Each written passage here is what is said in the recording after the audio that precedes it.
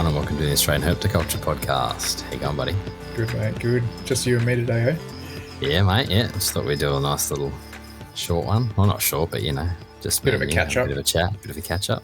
Last week was good until I dropped out. But you weren't the only one though. Luke dropped out as well. So yeah, I got on because I started watching it on Facebook, so I couldn't get on whatever the app that we use for the live streams. I couldn't get on that. Yeah. So I was like, I'll jump on Facebook, and I could watch it on Facebook, fine. But I just couldn't get onto the app; it just wouldn't load properly. I tried my computer because my Wi-Fi went down, so I went. My internet, not my Wi-Fi. So I went on my phone and just used 4G, but I could watch it, but I couldn't access on the app. So that's so weird. I remember you writing in though, like, "Hi guys." I didn't realize it'd come up as the podcast page. Yeah. I was like, "Oh, that's funny." I laughed about that because I saw you look when it sent. I saw you look at it like, "What's going on here?" It wigged me out for a second. I was like, "I didn't write that." Where's Jason? And then I kind of put two and two together. I was like, "All right, it must be him watching it."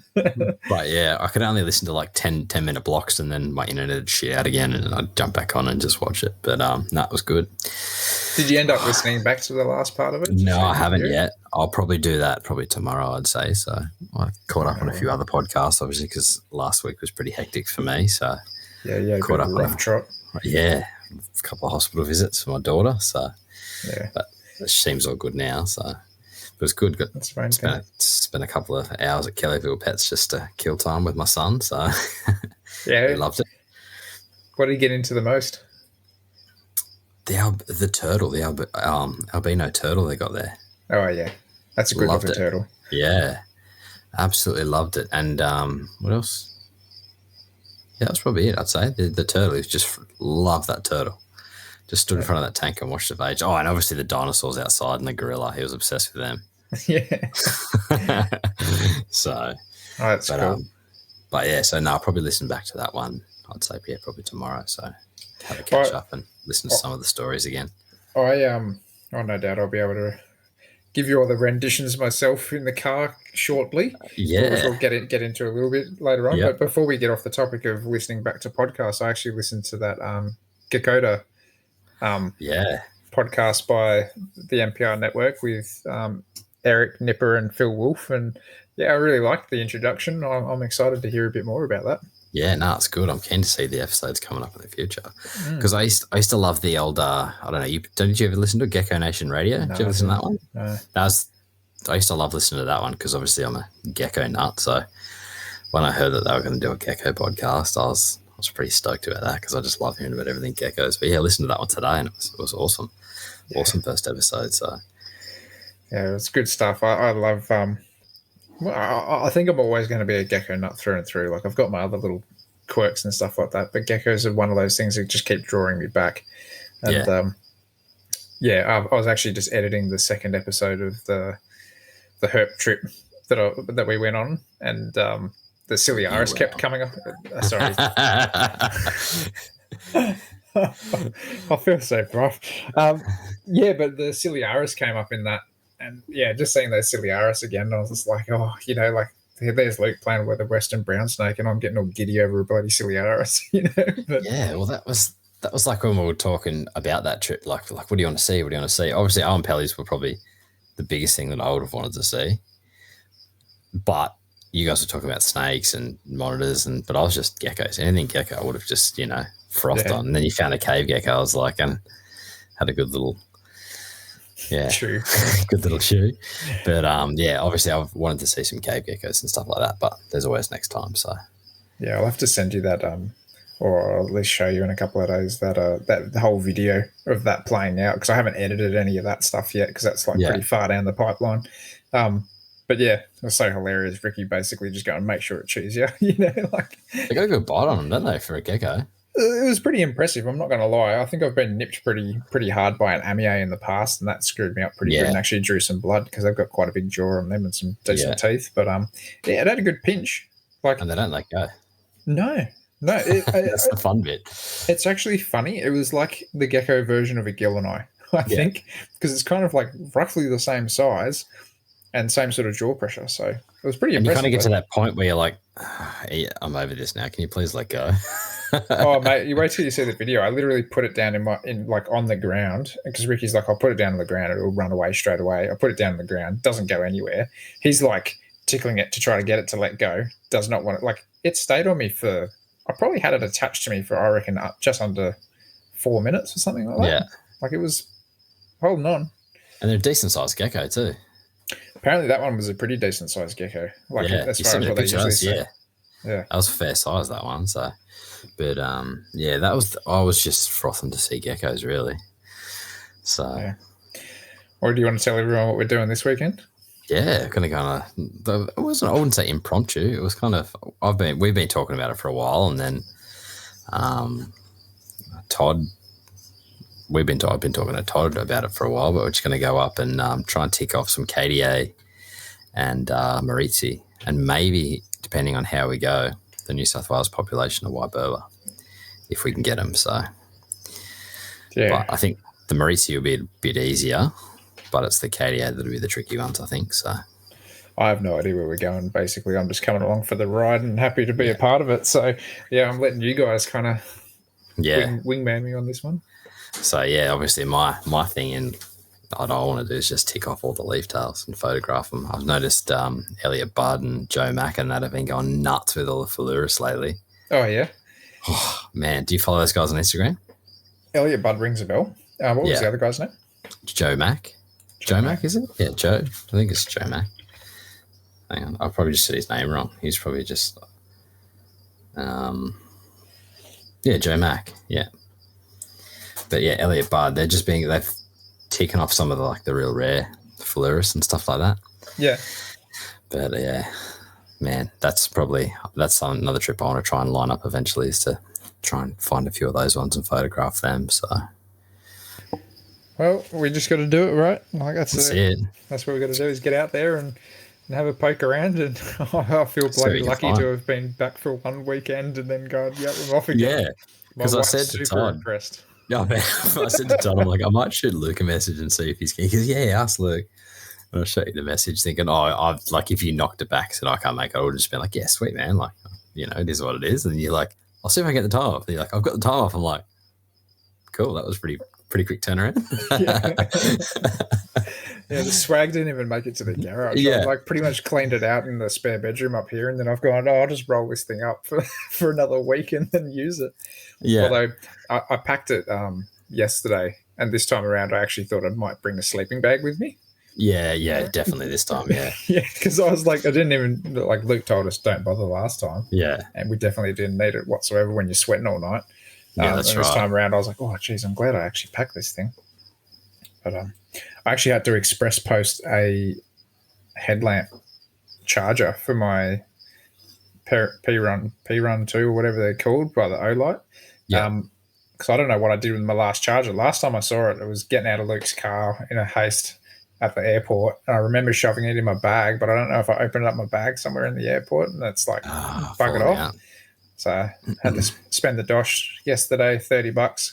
But yeah, it's in my hand today. They express posted it so quick. So, geez, that's good. Sydney-based company, man. Next day delivery. Yeah. I can't complain whatsoever. So, yeah, Herpetoculture is charging right now, so it's ready for the weekend. That's awesome. Yeah, I bought something from Queensland. Paid express post. They said like 1 to 2 business days to be delivered. It came 2 weeks later. Huh. I bought something from Perth, and it came in 2 days. And it was normal postage. It's like, and I needed the thing it was a car part, that's right, because my car was due for rego, and then I had something, had a wheel speed sensor play up on the car, but I have to replace the whole wheel hub assembly, not just the sensor. And yeah, got it sent from thinking, oh yeah, I'll get it done in a week. 2 weeks later, it rocked up, and I'm like, I couldn't pass rego because I didn't have the part, so had to drive the missus car to work, so postage. Yeah, it's one of those funny things. Hey, I was pretty confident with this company's things. Is when I bought the light, it was like in my hands 2 days later, and I was like, if I pay the express post, it's only like an extra $5. I'm pretty sure that'll actually be in my hand, before we go at least, and I can at least be charging on the way there or whatever. Yeah. So stoked to have gotten that, and stoked to be going out for another couple of nights out. And yeah, it's good. It's like a nice little Different couple of guys too, which is good. So we'll be just driving up for that for the day. We'll drive up there probably one stint, I'd say, maybe stop for something to eat and then go to the camp spot and then go out from there, I think. So, I mean, what are the plans? Like, you may as well tell me now because I've got a rough idea of what we're doing. But like, can you give like rough locations on air as to where we're actually? Yeah, we're basically gonna camp at Dorrigo for the night. Yeah, and just kind of wander around Dorrigo National Park around that area for some Maritzi, and then head. For that night, we'll probably just stay around that area, depending how we go. And then we'll head north a bit further and don't want to say too many spots, but we'll go north and try and find some KDA. Yeah, cool.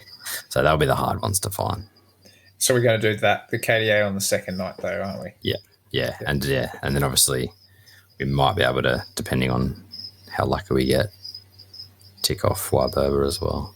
But I doubt we'll probably aim for the 2.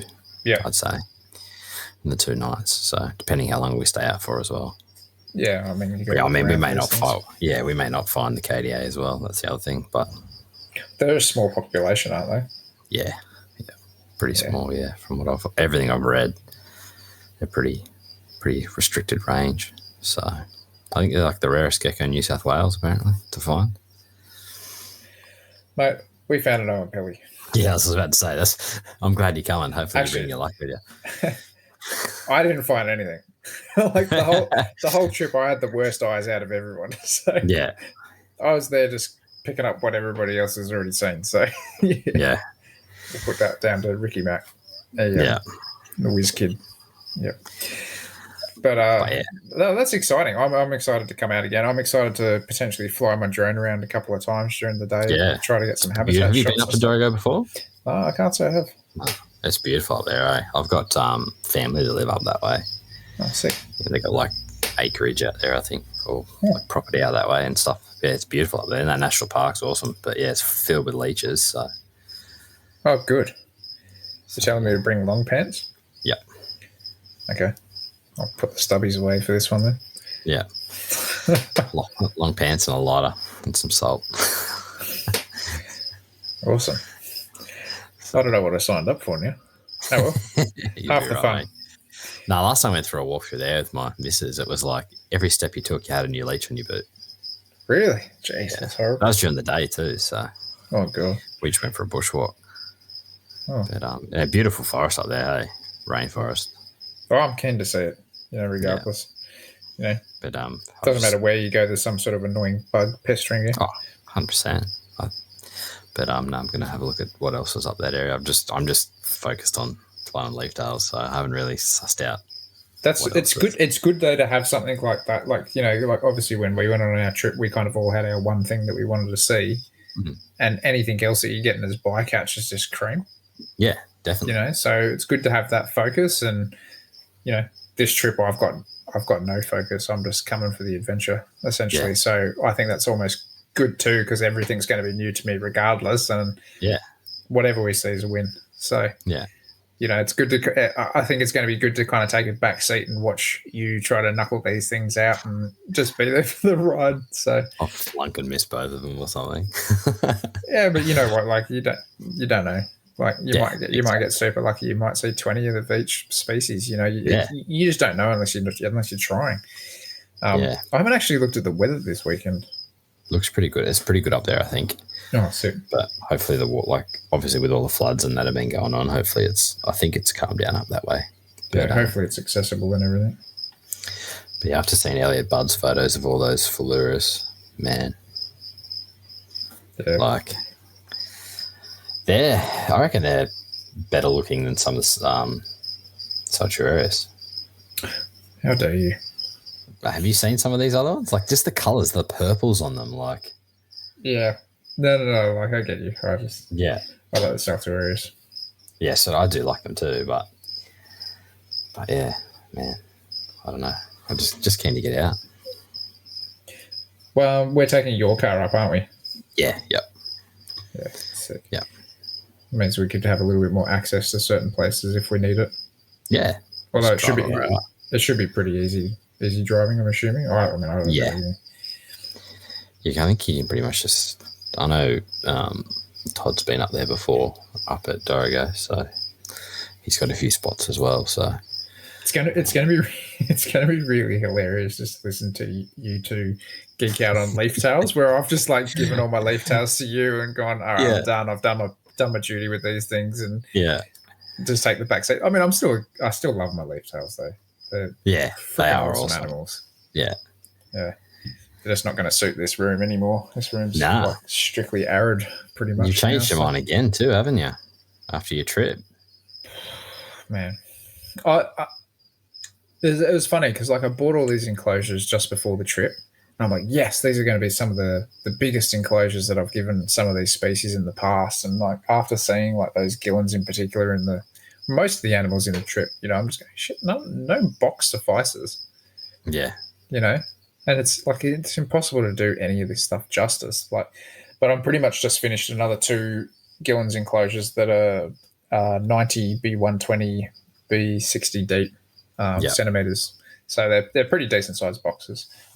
Pardon me. But yeah, I'm kind of working on a bit of a monitor corner at the moment, and I've almost knuckled out 3 out of the 4 enclosures, and I've just got to do a 4x4 but 2-foot enclosure for my Kimberley rock monitor, and work on some rock work and stuff for that. And half this room will be full again of just 4 big enclosures. But I have a plan. I have a plan for this spot behind me. I want to do a massive gillons enclosure there. I want to do something that's like nice. 120 by 240 by 60 centimeters, I think. So something like ridiculously tall. But it's going to be a pain in the ass trying to find the logs for it. Yeah, that'll be there's a place. Where is it? I have to try and remember what it is. There's a place up here that have like huge logs dried out. Like for sale or something? Yeah. Yeah. But like just as firewood though. Yeah, okay. So it's not super expensive. Yeah, I mean, it's always worth a poke. You never know if you struck gold or something like that. But yeah. Yeah, I mean, even the tanks here I need more wood for. But we'll get there. But so you come down from your trip yet, mate, or? I was down on the plane. I was like, this is shit. Honestly, like every time I leave that place, it's just depressing to me. Like it's like what Luke was saying in his podcast. Like it just feels like home. It feels like a second home. And I came back and I was pretty much because I've been saying to my wife, one day I want to live up there.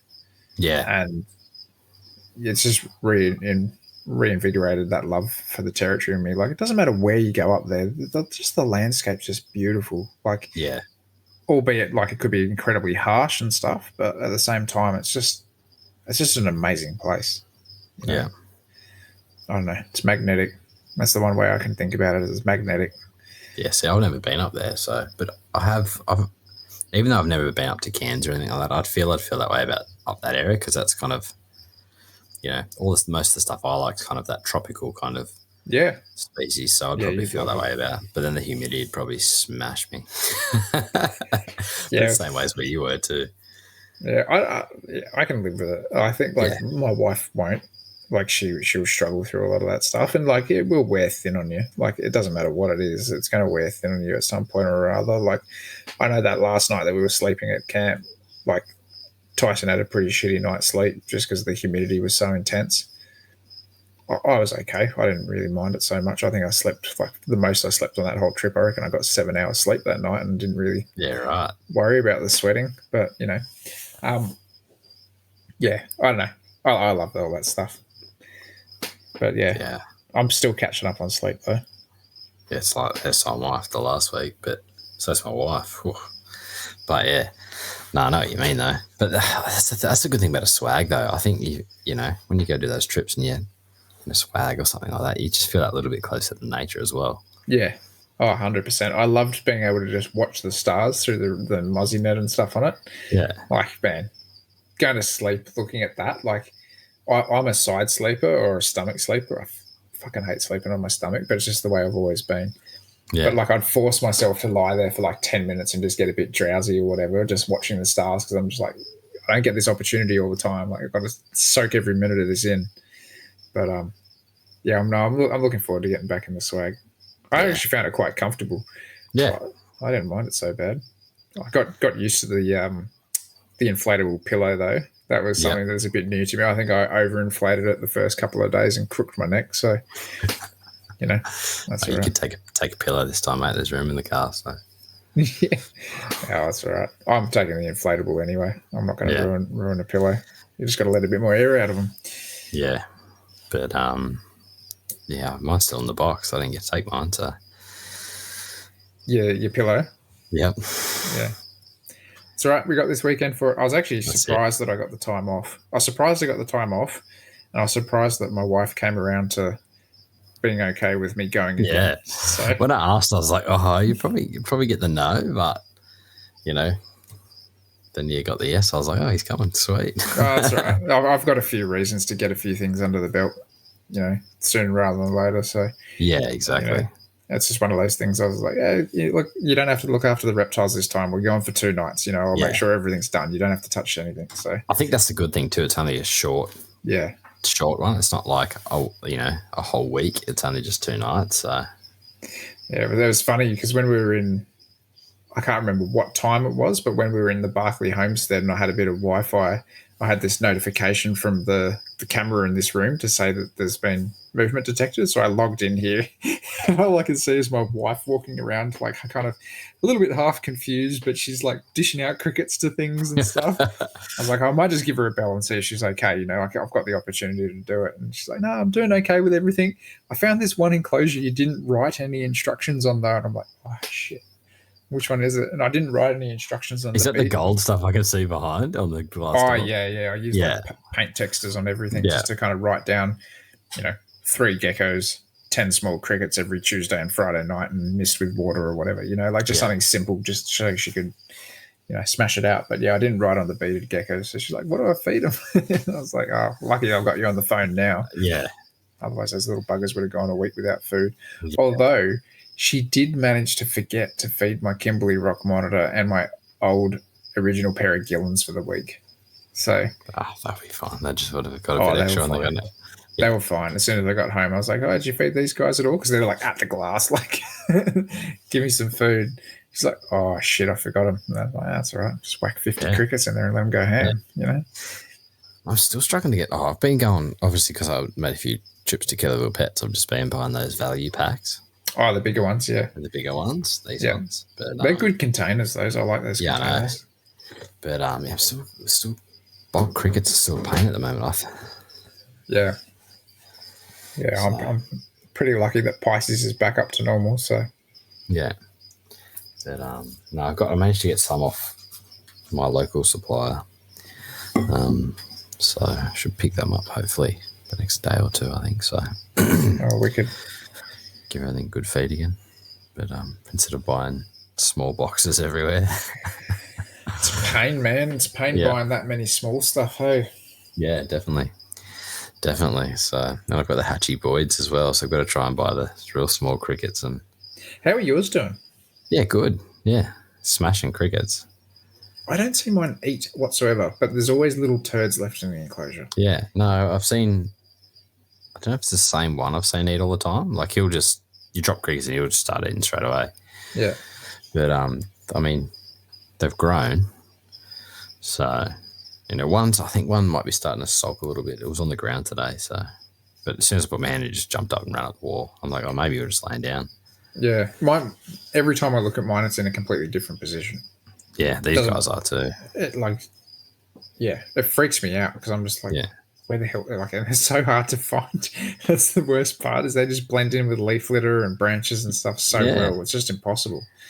Well, I've got one of those fake like Exoterra like vine things that's got all the leaves on it, and they just climb in that. And like half the time, like, where the flip are you? Like, I can't find them. Yeah. I'm like, oh, there's a tail. I'm like, oh, there's a tail. But I've got the Get Your Pet Right UVB over the top of them as well. So yeah, sweet. Get a bit of UVB into them. So, but no, they're smashing crickets, growing, and that's pretty cool. My little Agonia depressor's become super bold recently, actually. So in the past, I'd throw crickets in there and it would kind of sheepishly come out and eat them, and Yeah. now it just like charges. It just goes straight for it, like it just comes out like a little ravenous. Yeah, right. I reckon I could scratching. almost hand feed this boy, eh? I think the same with this Agonia. Yeah. Yeah, I'm excited to see this thing grow up, and now that awesome. I've built these enclosures for the Gillini, I think I'm going to have to do something similar for them, because I'll end up getting a pair of them for sure. Yeah. But you moving in much more on, or you kind of?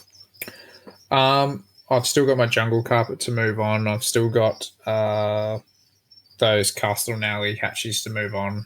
I might move on some Aberrans hatchies. I've got a couple of friends that are pretty keen on some of those, so they might sway me enough to do that. I'm toying with the idea of moving on my children's pythons.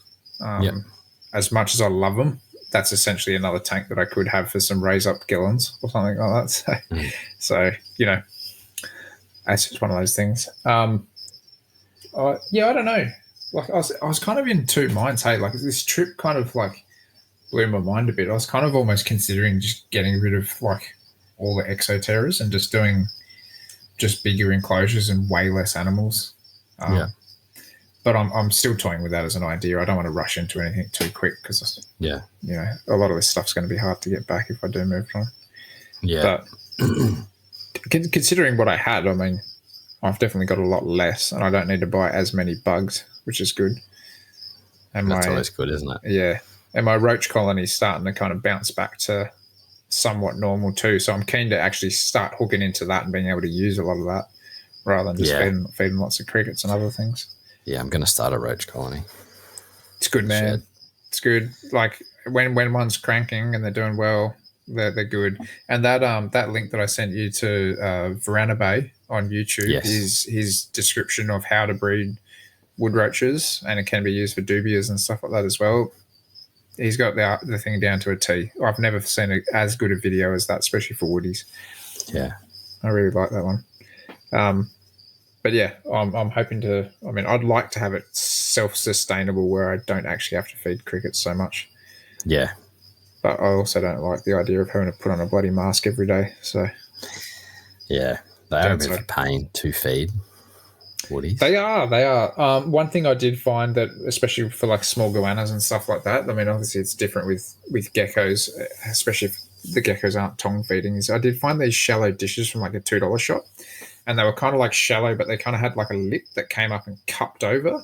Yeah. So the woodies couldn't actually like climb up the lip so much. They'd kind of get stuck and fall back into the container, and you didn't have to use like Vaseline or Fluon or anything on them. Yeah. But they were good because you could sit them kind of like half submerged in the dirt in a goanna enclosure, and the goannas could come down and just pick on them. Yeah. And get heaps of them in a go sort of thing. But yeah, I don't know. Because I find with the woodies, like if you don't tongue feed, they just end up everywhere in your enclosure, behind your rock walls, everywhere. Doesn't matter if you don't tongue feed or you do tongue feed. If you drop one, you're screwed. Yeah, they're so quick. They're gone. Yeah. But I mean, there's this area because with the rain, all the rain we've had recently and the floods, like there's cockroaches everywhere at the moment outside. It is insane. Yeah. Like I'm trying to catch this Asian house gecko that keeps running around, and it is fat. Like it is massive. Jeez. It's obviously getting all the leftover crickets from here and all the roaches running around as well. Yeah. So it's on a good wicket. Yeah, it's huge. That was one thing. Oh yeah, like in its throat or whatever. Yeah. Huge. The amount of grasshoppers that we were finding in the territory, like you could walk through a bit of Spinifex and like it would just come alive, and all these grasshoppers would just like bound out of it. Hey, like I'd love for somebody to be able to start breeding grasshoppers. So I've read somewhere that there's certain ones you can't breed or something. Was it someone said something like that? They're protected or something? Protected. I think there's some that are like toxic, if I could be mistaken, as well. So you got to be careful with some sort of species and stuff like that you can do, but you just don't see anybody doing it. No, it's probably quite hard to do, I'd imagine. Oh yeah, I mean, I've never looked into it or anything, but surely Danny Brown's got something in his books about that. You'd think that he would. He's got how to breed everything else in there. Yeah, maybe. I don't know. In the monitor one, yeah. There might But be a section in there. they're just such a good size. You know, they're like Yeah. double the size of a large cricket sort of thing. So they just make like such a nice size for some of the larger animals and stuff that you can get. But even then, like you can like, you know, you always get that odd size cricket in your cricket tub that's just too big. Yep. You'll tip like it's a small, but there'll be like a medium to medium large cricket, and then you're tipping, oh crap, and you try and get it out, and next minute the gecko's smashed it. Yeah. And it just eats it, and you're like, oh, okay. Obviously, you can take down a little bit bigger. I mean, I wouldn't recommend feeding large prey items all the time, but, you know, they definitely can swallow larger prey items than what they recommend. So, yeah. I mean, it's all relevant, right? Like, my biggest problem is even the Zadatria, like the monitors, like a Gillen's and a large cricket's okay. But I feel like sometimes if you put a few large crickets in there, they're just a bit like they don't want to chase them all around. They'd rather just get that like expenditure of energy on one larger prey item, eat it, and then kind of be done for the day. You know, like it's almost like a weird kind of response that they have towards it, I suppose. But yeah, I don't think I can find anything in here on breeding. I vaguely remember it in one of the books. I can't remember which one it was. It might be in the large book, maybe. Yeah, the big lizard one or something. The big lizard book. Don't have that one. But yeah, one popped up for sale not that long ago. You tagged me in it too, and I was like, oh, just don't have that one right now. But yeah, oh well, one day. Yeah, I'm still trying to track down all the coggers. So they seem to be. I remember at one point they were everywhere, but you know, I can't really seem to find some of them at the moment. So yeah, it's like anything, right? Like as soon as you think you're going to actually try to look for it, it's gone. Yeah, but I messaged Matt the other day too, so should be getting that. Well, that's pretty soon. Book. Yeah, when he's back. So he got his imbricata, I saw. Oh, did he? I haven't seen that. I'm pretty sure he got imbricata. Yeah, which I believe was his last Australian python. I think it was. Yeah. Was it his last carpet python? I can't remember. But yeah, I'm pretty damn sure that Christy put up a photo of an imbricata. I'm probably going to eat my own words here, and it was probably going to be somebody else, but I'm pretty sure I saw Christy post that. Which would be mad if they did find it, because he's been hunting these things like mad. So, yeah. I'd love to try and get all the Australian geckos before I die. Southwestern carpet python. There you go. Got it. Yeah. All the geckos. Ooh. Yeah. Good feed. Like 190 something. Oh. See plenty of fat-tailed geckos in the desert, tell you what. Yeah. Which ones did you see? Conspiculatus or? Yeah, I think so. We're not sure. Yeah. That's what Luke was saying. Yeah. I'm not really down with the lingo and a lot of the stuff that's not captively kept in the hobby. Yeah. But Conspiculatus definitely rings a bell. Yeah. Little termite specialist guys. Yeah. Yeah, I think it's Conspiculatus. Cool little geckos, hey. I love how they were in captivity at one point. There was a few people that had them. But on termites or on crickets? I'm not sure, to be honest. I don't. But yeah, I heard some people had them, probably on termites, probably. So yeah, yep. But yeah, they're pretty cool looking. I've never seen them in the flesh. I'd love to see one, but they're pretty cool. I suppose you probably saw a bunch of them, didn't you? We only saw a few when we were out there that time. I want to say we saw maybe like half a dozen or so.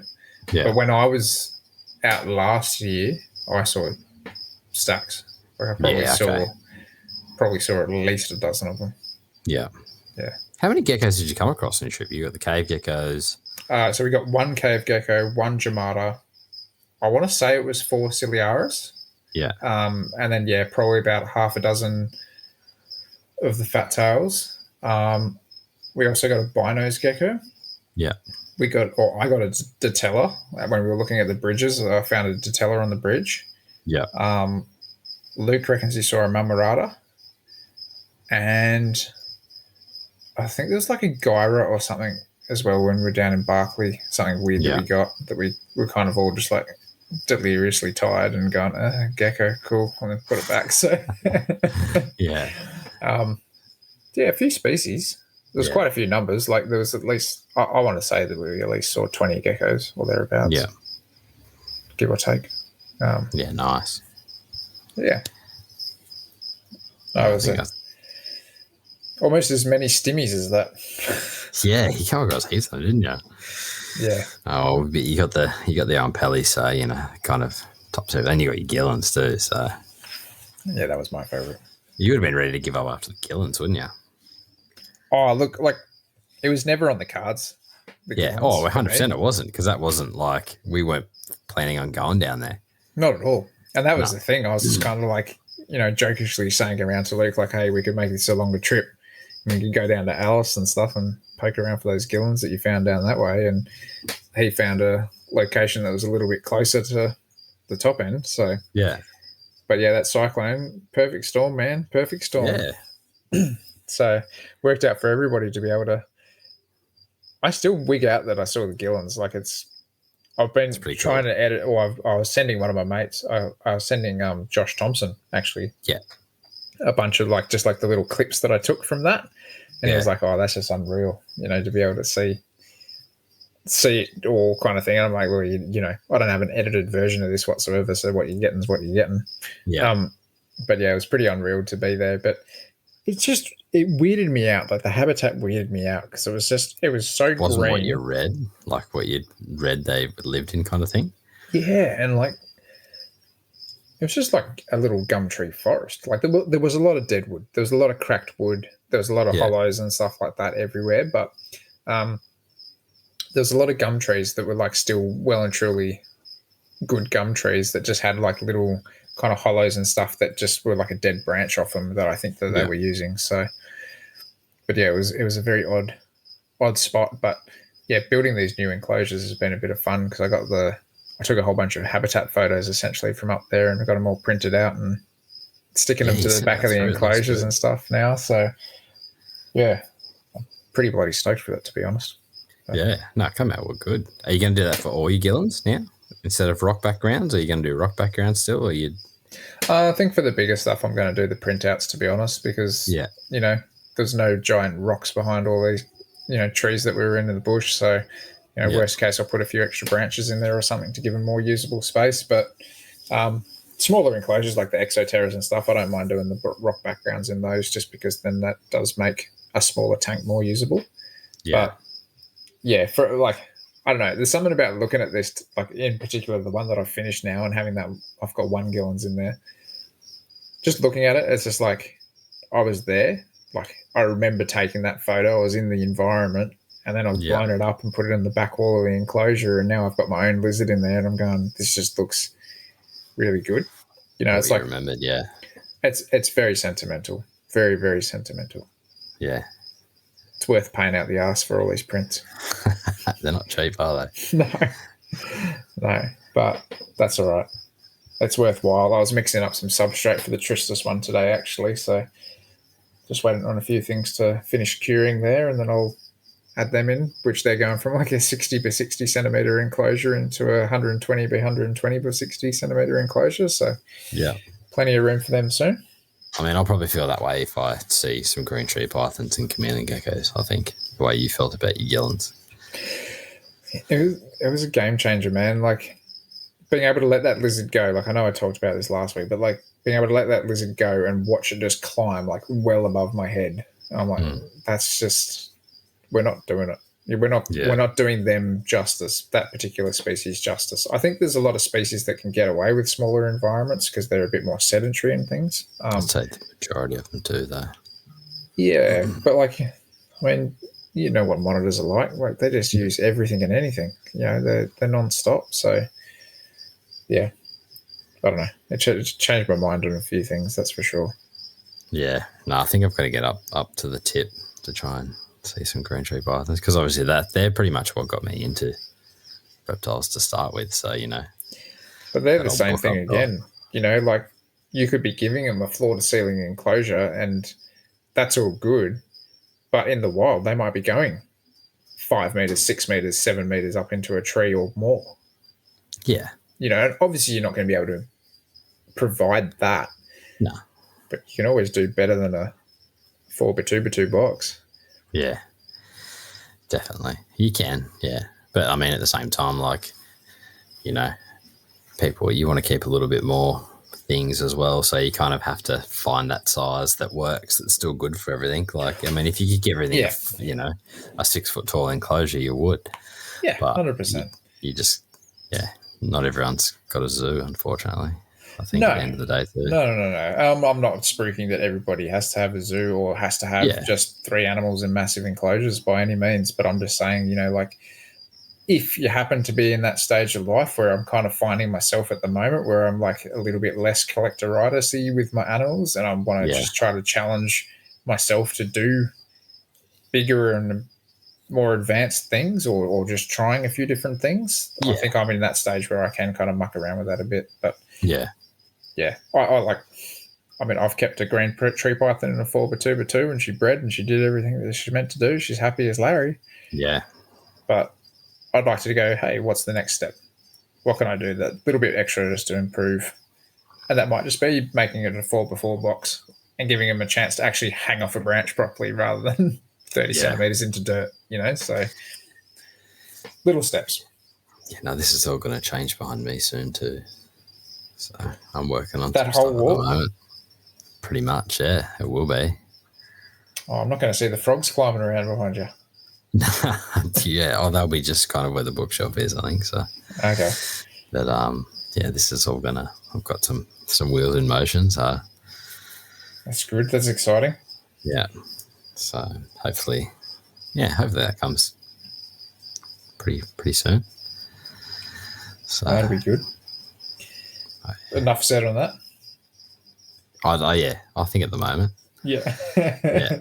So, but it'll look different. So obviously, I know what you're talking about here, but that's all going to be behind you. Okay, I didn't realize that was going to be behind you. Yeah, I did. I'm just trying to work out this like space wise. So it'll be basically there, and then over this side will be some other things, and sweet. And they'll get shifted over to where the bookcase is, and then just got to find somewhere for that. Oh yeah. I'll build them something bigger and newer. I'm thinking that. Yeah. I'm thinking that. I'm even looking at my boys in their enclosure now, and I'm going, it's another one that I'm going, I think I could have built something bigger. Yeah. I mean, I've got but see, my limit's the height. Like, my roof's like 2.1, so just under 2.1. So I'm limited with height. But I was just going through measurements and trying to work out sizes and this and that. So, I mean, I'd love to get larger, but I just, there's certain things I can't at the moment just because. You'll get it there. Yeah. It's one of those things that, like, if you can do it, you can do it. If you can't do it, you can't do it. Like, it's not the end of the world, so to speak, but doesn't mean you can't do it down the line. You might get a new house or a bigger shed or something exactly like that. Right. And you might be able to toy around with it. Or you might just want to cram another 50 animals in there. Who knows? That's right. No, I'm definitely not doing that. I'll win the lotto and go gangbusters and start my own zoo. But I'm pretty sure that I'd come work for you. Just saying. All right, I'll win it this week. But I'm pretty sure one of the chameleon geckos is a female too. Oh, sick. That's good. It turns out I do have a pair. So that's a start. Yeah, that's a good start. It threw me for a while. I'm looking like, no, you're a male. Like, it's only still relatively young. But I was like, no, it's definitely a male. I got bombed out here. I've just got all males. And then now it's gotten quite big. It's the same age as the other one. You can clearly tell the other one's a male. And I'm like, you're definitely a female. I'm like, 90% sure you're a female. But that's exciting. Yeah, so it should be pretty good. Pretty stoked about that, actually. Speaking of geckos, you need to get these cornutus off me. Yeah. Yep. Definitely. Yeah. Keen. 100% keen. Have you got the space? Yeah. Yeah. Do you want me to just bring them up on the weekend? Yeah, if you want. Yeah, definitely. It's up to you. I've got that Exoterra there that I can use for the time being. I mean, it's not as tall as yours, but, it's only 2. That'll be right. So until the other one gets here. Yeah. The other gecko? No, the my wall Oh, behind me. yeah. I wasn't sure if you'd lined up a male. Oh, you got me all excited. Oh no. Yes, I have. Bloody working quick. I'll give that to Mate, you. I don't do things in halves when I do things. Oh, it's one of my favourite Australian sayings is we're not here to fuck spiders. 100% we're not. No, I don't know 100% who we're not. came up with that, and it's the worst saying ever. It's like the weirdest saying ever, but I love using it. Yeah. Right. Oh, But that's yeah. exciting. That's very So, exciting. A few well, I people had have been chased. one lined up and Yeah. then that fell through. But then today I got a message and I was like, 100%, let's do Got to it. jump on it. Yeah. So I've had people trying to beg for me for those geckos. Oh, I'm like, no, sorry, they're still here, but they're just being babysat. So yes, exactly. Well and truly spoken for. Yeah, no, I'm keen. That's awesome. That means you're gonna have a trio then. Yeah, and these girls are pretty much up to size as well. Yeah, definitely. Pretty much just gave me one of your geckos to raise for you, and now you're getting it back when it's right at the right moment. What else did I? Yeah, pretty much everything you had was like a hatchling, and then you got them off me as pretty much small, and now they're all fully grown. I've got them back. There's a Maritzi. Well, the white Berbers were, though you got them off my, like, well, they were mine, but yeah, they're fully grown. The Maritzi are fully grown now. Oh, and plus you got all the hatchies that are like, you got year-old white Berber hatchies, exactly, few-month-old white Berber hatchies. Yeah, good to go. So, set up. That's awesome. No, they're in good hands. That's the main thing I'm concerned about. I mean, that's why you do, like, that's why, like, every time I ever sell something, I try and sell them to people I know or move stuff on to people I know, like, for that very reason. If you ever want something back, you do the same as well. If you ever want something back, you know where they are. Like, even if it's not the same ones, but you're buying hatchies or whatever, like, that person's got them and they're going to do well with them. So I love scratching people's backs, man. It's the same as when I got those geckos off you. You kind of gave me a mates rates deal on it or whatever, and I remember doing the list up for you, and then like boom, mates rates, the easy price down the bottom. Same as with Kurt. Kurt got those Tristus and stuff off me, and he turned around and just gave me some Tristus. He's just like, thanks, dude. And I was like, holy crap. And I was like, I've never had somebody do that for me, sort of thing. Yeah, that kind of sent me down a bit of a weird motion where I'm like, we got to be doing more of this. So then when he was telling me he was keen on the water pythons, I was like, just take them. Here you go. Yeah, have fun with them. If you breed some, let me know. Maybe I'll be in the right spot to get some hatchies back off you. Snake money. Snake money. So, but yeah, no, I'm just leaf tails, man. I did, it was good that I got rid of everything. Kind of gave me a bit of a breath of fresh air. Yeah. But at the same time, it was, I was kind of still gutted. So I'm just working on the misses now to try and get some green tree pythons. So that'll happen. That'll close. Happen. My son keeps asking for them, so I hate to tell you, but I've run out, so you're gonna have to look elsewhere. Yeah, no. I know. I think I've gotten rid of all the greens I was going to sell. Yeah, you said that. That's good. Yeah, how many holdbacks you got? 5. Well, I say that, but I had one with a bit of a funny heart, so that's just kicking around here essentially. But it seems to be completely fine, to be honest. But yeah, I just wasn't sure if I was seeing what I was seeing or if I wasn't seeing what I was seeing. But no, I got a few here. Has it gone back to normal? Yeah, it's fine. Yeah, Ian doing everything it needs to do. So, but just in case it becomes a future problem, I'm definitely going to keep it myself. So yeah, but no, everybody else has been really good, and the last one went to my mate Shane. So went and met him out the back of Parramatta somewhere after an Eels game the other day. So yep, that was an interesting experience.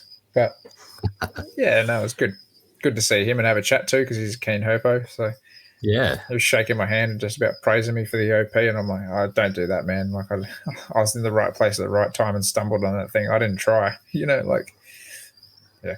But yeah, I guess that's kind of, with most things, like right place, right time sometimes, Yeah, I just feel like I 100% stoked to have seen it. Like, I can understand how crazy that is to a lot of people, but like people are trying to give me gratitude for finding it. And I'm like, no, like the guys that really go out and look for those things deserve that sort of gratitude, you know.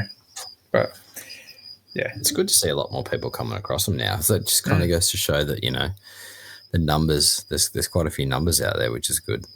Well, that's the thing is I wish like nobody knows how rare they actually are, or if they're not rare at all and they're just common and they just don't come out.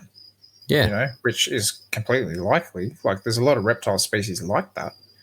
It's just that habitat's just a pain in the ass. Like you can't just go waltzing through there and expect to see 6 a night or something like that. You know, like it's just not that kind of habitat. Yeah. And it makes you so crazy because you're looking up and the amount of vines and everything that are everywhere that you go, oh, snake. No, that's not a snake. That's a vine. Oh, you know, like it just throws you off. Yeah. It's a crazy, crazy place. It's a very spiritual place. That's for sure. Yeah. Yeah. Luke didn't like going there that night because he gets a bit of a funny vibe from it. Like, because there's a lot of indigenous culture with that place. And I think he just felt a bit eerie going there. So didn't feel eerie once we found the snake, though. He was pretty distracted. Yeah, that was the stunning snake, though. Like, man, I would have loved to have seen one of them. One day, definitely one day. I just can't get over how chilled it was. Like, every other snake or reptile pretty much wanted to get away from us on the trip, which is like complete normal response. This thing was just like, yeah, whatever, I'll sit on this rock. You want to take 100 photos? Go for it, whatever. Yeah. Oh, look, I'm now in a tree. I'll pose for you this way. You know, like how long do you reckon it was? 9 foot. 9 foot, yeah. And they're slender too, like super really slender. Super slender. Like it was honestly, wouldn't have been thicker than 50, 60 mil crossways through its section sort of thing. But super long. Yeah. Like it was a big snake. It's funny because you say it's a big snake. It was a long snake. It didn't look big. Because when it's like curled up on like a rock, a scrubby, you know, like like you think like a scrubby or an olive or a blackhead or something, they get thick. Yeah, this thing was like the equivalent of a giant tree snake. You know. Yeah, but it was like some of the carpets have got bigger girth than what that looked. Oh, 100%. Like my jungle carpet that's 6 foot is like 3 times thicker than that 9 foot Owen Pelly. Yeah, yeah. Man, it'd be good to see them on license in New South Wales.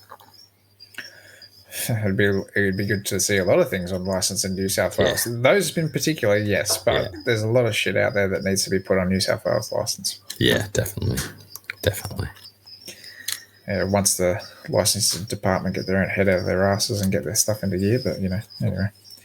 I don't think it's the department. I think it's a little bit higher up than that. Oh yeah, 100%. But nobody wants change. That's the thing. That's right. It's too hard to change everything, and they're all sitting on it and going, "It works now. Why change it?" That's right. Yeah. Unless it benefits certain people's pockets. Well, that's the thing. They're already making enough money off it that they don't want to change it and have to muck around and pay money to do anything different when they can already be sitting on a good cash cow every year. Yeah. Yep. Yep. Definitely. But, oh well. What do you do, eh? What do you do? That's it. Everyone just needs to. It'd be good to have somebody just kind of come forth and go, look, we're just going to band this all together. You know, if everyone could do something similar to what like Josh Verstacker was doing. You know, he was putting part of his animal sales towards good causes and stuff like that. You know, kind of like what the guys are doing. Like US Arc, but not US Arc. Yeah, but just something similar where people can sign up for a membership or, you know, a monthly payment or something like that. So then you got somebody that can fight a fight for you and put some stuff into gear. Like, I mean, I know it's a bloody pipe dream, but it would be awesome to see a federal license. Yeah, definitely. At least then we can have free trading amongst states and stuff like that and not have to worry about all this import-export bullshit. And which I believe you're supposed to anyway, aren't you? It's in the Constitution or something like that? Yeah, I don't know. Free trade between states or something? I don't know. Yeah. Still in the dark ages when it comes to reptiles, apparently. Yeah. Definitely. No, I'm keen to get away, though, just to have a bit of a holiday after my last few weeks. So. Yeah, you would have had a shit couple of weeks. Well, I mean, you did have a couple of shit weeks, but you came off the back of not being able to come on our trip and seeing all the shit we were finding. To be honest, that was good. Like every time I'd get messages, like I'd wake up in the morning because obviously you guys were herping at night time, and I'd wake up and I'd have a message. I'd see the notification on the app, and I'd go, I'll wait till I get to work to look at that, and I get to work and just, this is sick. So I had a feeling he was going to get an OP. To be honest, I was like, no, if I'd have gone, I reckon we wouldn't have got one, but because I didn't go, you got one. Well, no, because we were on the same trajectory whether you were there or not. Maybe you would have changed something in the trajectory, though. Maybe you would have found something that you wanted to go and check out or something and put us on a bit of a different timeline, though. So, I mean, there's always a chance that it is what it is. Yeah. Right spot, right time. Always next time. Plus, we had Ricky looking for us anyway. We would have walked straight past it if he didn't wander in the bush where he did. So, yeah. No, I'm just keen to get out more, eh? We'll do it. Yeah, no. Especially if we can just get away for these little weekenders. Like, I'm stoked. Yeah. I'm stoked that we actually were able to get this time off. But yeah. It's starting to rain here too. Has it? Yeah. Well, I don't. Hopefully my internet. Yeah, no, I was going to say hopefully my internet bloody stays. I think I'm with Optus. I think I might change to Telstra, hey? Like, because I've got the exchange just down the road. Yeah, okay. There's a big Telstra exchange. So Optus always seems to go down around here. My phone reception is terrible at my house. I get 1 bar of 4G all throughout my house. That's crap. Oh, I'm probably the same here, to be honest. Even though I live on a mountain, you'd think I'd have better reception. Yeah, but it is what it is. It is what it is.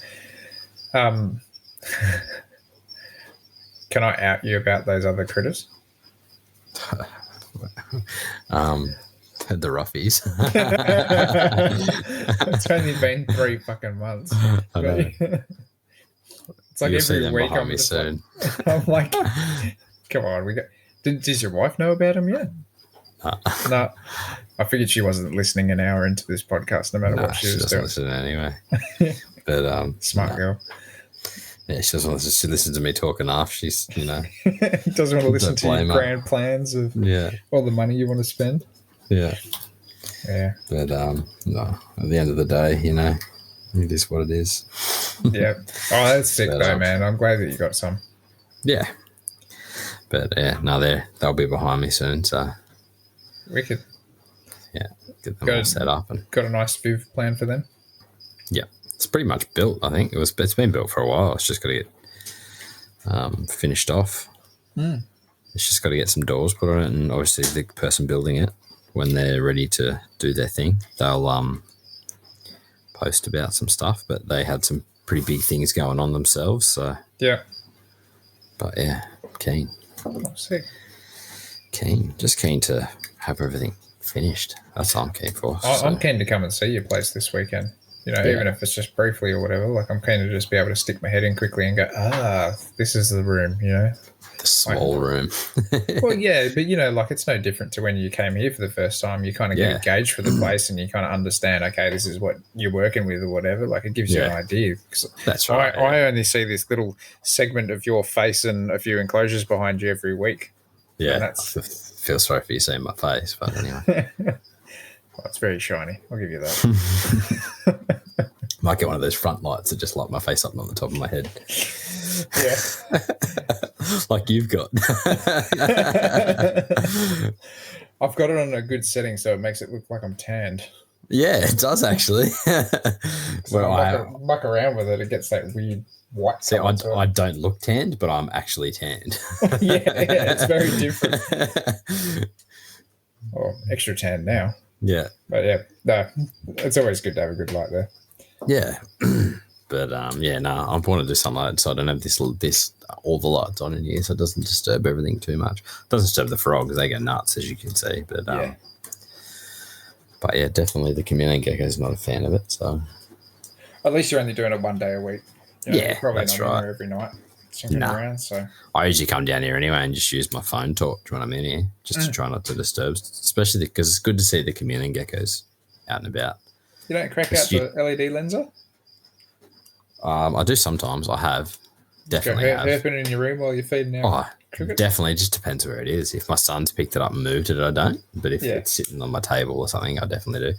I used to use an old red light years ago. The headlamps had the red lights in them. I used to use that all the time.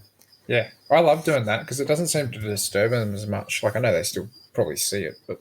Yeah, their pupils dilate a little bit, but not as much as if you use a normal light. Yeah. But I found it's cool to see them all big, like they're still in the hunt sort of thing. But I could, if I use those red lights, my chameleon geckos would still be active. Like, they'd still walk around. I could watch them. But if I turn the normal light on, they'd just freeze. Yeah, so that's something I've never considered, because even with most geckos that I've ever kept, they've always been like, okay, there's a bit of brightness in here, but I'm still going to do what I'm going to do. But I've never had a gecko that's done that to me. Yeah, my old ones, like when I used to have them, they'd freeze. I've got one of the ones I've got here, it'll take stuff off tongs, which is awesome. My other ones never did that. It was basically drop crickets in. I'd feed them last. I'd feed everything else. Yeah. And then feed the chameleon geckos last and just turn the red light, like with the red light on, and just sit back and, like, from a distance and just watch them for a bit, just to try and catch some bad behaviour. But it must be such a pain because they're so secretive that you just don't see a lot of stuff with them, hey? Yeah. Because you never saw them mate either. Never. I never saw mating, but I saw the male grabbing the female's tail, like, and pulling the tail, and I just freaked out. I'm like, oh, please don't drop your tail. But obviously, you know, they do it naturally and this and that. But yeah, it never did. But I saw mating, like, behaviour, but never mating. That's crazy. Yeah, and I got obviously quite a few, like a couple of clutches out as well. But yeah, never saw mating. So, I mean, in saying that, I don't know if I've ever actually seen geckos mate. Like, I've seen quite a few. Yeah, I've seen Strophaeus. Strophaeus would do it on the glass, like on the front glass, like they'd be there and just locked up. But yeah, I've seen leaf-tails. Have I seen leaf-tails do it? I don't know if I have, actually. Definitely seen Strophaeus do it. I don't think I've seen any of them, mate. Not even neffs. Yeah, I've definitely seen Strophaeus do it, yeah. I just opened the juice when I used to have in the drawers. Open the drawers. Oh, yeah. Going for it. Everyone used to always put up photos of that because they seem to be so easy to catch up on that, and I'd be doing it and I'd go, fuck, I keep missing them. Yeah. I keep getting eggs, keep getting babies. Never see the mating. Yeah, I sent Nipper a bunch of chameleon gecko spam today. Torture him. Yeah, keep because I was listening to the podcast and he was like, oh, I'd love to get chameleon geckos. I'm like, literally as I heard it, we're doing a deck today, so I was in the sun. I'm like, so I just found all these photos from my phone from when I'd bred them, like hatchies coming out of eggs and stuff, and just spammed them to him. He's stinging for the chameleon geckos. Stinging. I don't even say stinging. I don't think I've ever said stinging. I think you did. Did I? You definitely. Yeah, I think you did when we had him on. I did when we had him on, only because he was riling us up about it. Yeah. We might have said it. I might have said it. I'm stinging for it. I probably did, actually. It's probably me. Sounds Australian enough. Yeah. Oh, 100% it is. But yeah. He wrote back pretty much straight away. I tell you what, it's crazy though, like seeing him dropping those price lists and stuff in Europe for like some of those geckos that like we can't even have in captivity, but yet they're over in European hands and they're like ridiculous money, like big money. Like KDA was something like ridiculous, but they're like £2,000 or something each from memory. Or was that in Canada? That might have been Canada, maybe. I think they're pretty. I think pretty KDA. I think are pretty. Oh, maybe. I think they're pretty common in the US, and Amnicola are pretty common as well. They seem to be common. Yeah, but a few of the guys are talking about them. Yeah, but I mean, yeah. They don't. No, I think they've probably got more over there than bloody we have. I reckon. Most likely. Yeah. Most likely. What do you do, eh? I'm just got a good selection. Photograph everything. Oh yeah, I'm happy with my selection. I'm just keen to get herping and photograph stuff. Hey, I'm going to take a few photos this weekend too if we do find some stuff. Hey, because like even though I didn't crack out the camera nearly as much as what I should have, like Luke was awesome at being able to just be like, "Nah, you need to do this with your settings and stuff like that." Because like I'm hopeless. but it pretty much set me up on some good settings that I can kind of just tweak up and down a little bit now. And I've kind of refined it a little bit. And I took a few photos that I was actually quite happy with while we were away, which was good. Yeah, you have to send some through. I don't think I've seen many of them yet. Oh, fuck knows where they are. I think I downloaded them onto the computer, but yeah, I don't really do anything with them. Yeah. They just sit there. Actually, I did get a good photo of a Ciliaris that Tyson found in a tree. Like, wasn't actually just running on the road sort of thing, or we didn't pop it on anything, but it was in like a legitimate tree in situ. So I got a really nice photo of that kind of just crawling through a tree, which I was quite happy with. Just kind of like a standard like ID book shot, essentially. But yeah, I was quite happy with that. So, but, nice. Other than that, I don't think I cracked out the camera for much. I think I took a few photos of the OP and they came out okay. But yeah, nothing up to Luke's standard. You know, he pretty much just clicks his camera at something and magic comes out the other end of it. So once you got your settings kind of worked out, yeah. Especially if you're like it's nighttime and the light's relatively the same the whole time. When you start going like it's daytime, you got to change stuff a bit, but muck around with it. Yeah. Did you see the post that he put up of the black whip snake today? Yeah. I think he posted that a while ago. Oh, he might have sent it to us actually. Oh, I think you sent that in the chat. Yeah. But that was kind of cool to see. Like he used my shot for the behind the scenes, if you will. No, that was quite cool. It just floods back memories. As simple as that looks, like him just sitting on the side of the road. It was like the amount of road trains coming past him at that time when he's got a venomous snake in his hand trying to take a portrait shot. Just sitting there in the dirt. Like, yeah, it was a good day, that one. Well, that's it. That's part of the, part of the thing of doing your trips is the fun you have while you do it. It's not just finding the animals. It's, yeah, all the other stuff that goes with it. It's all the little stories. That's the thing. It's like, it's cool to see the animal and hang out with the animal for a few moments, but the lead up to that, the chat about everything, like Tyson kept going back and forth, or Tyson and I kept going back and forth with a lot of like hobbyist talk, essentially, about like how we can change things in enclosures and stuff like that, which is really cool to get his perspective on a lot of that. And then Luke had his own ideas too, which was awesome.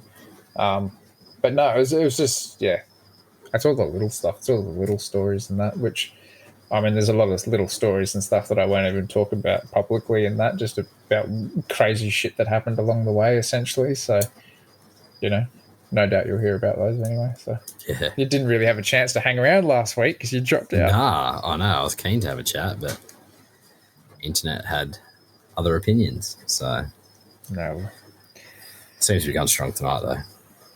Yeah. No, done well. Oh, well. What do you reckon, mate? You reckon we wrap it up for 1 week of us babbling on, just having a rant, and we sounds good. See what we can come to next week. Hopefully, we'll get some guests lined up for the next couple of weeks. We've got a few lined up in the next couple of weeks. We've just got to organise dates. Yeah, I think we've both just been so off with the pixies and our own problems and stuff like that. So yeah, definitely, most definitely. Yeah, but I'm just keen now. Keen to get out, jump in the swag. Couple more nights, mate. That's it. Yep. That's it. Might start cleaning my car out a bit to get some of the work shit out of it. Yeah, probably not a bad idea. Yeah. Alrighty, mate. We'll sign off here. So, guys, we'd like to say a massive thank you to Eric and Owen and the rest of the NPR crew for having us. If you'd like to contact them, it's best to find them at moreliapythonradio.com and email them at info@moreliapythonradio.com. Make sure to follow the NPR network on Facebook, Instagram, and YouTube. As far as contacting us in our social media platforms, you can email us at australianherpetoculture@gmail.com. You can also find us on Facebook and Instagram as well. Make sure to check out our Teespring store for podcast merch. The link is on the Facebook page. To see more of what Jason is doing, make sure to follow him on Facebook and Instagram at The Gecko Effect. For myself, you can find me on YouTube, Facebook, Instagram, Patreon, and Teespring under Beach of Scaly Beasts. We'd hope to have you back next week for another episode of the Australian Herpetoculture podcast. Good night, everyone. Good night.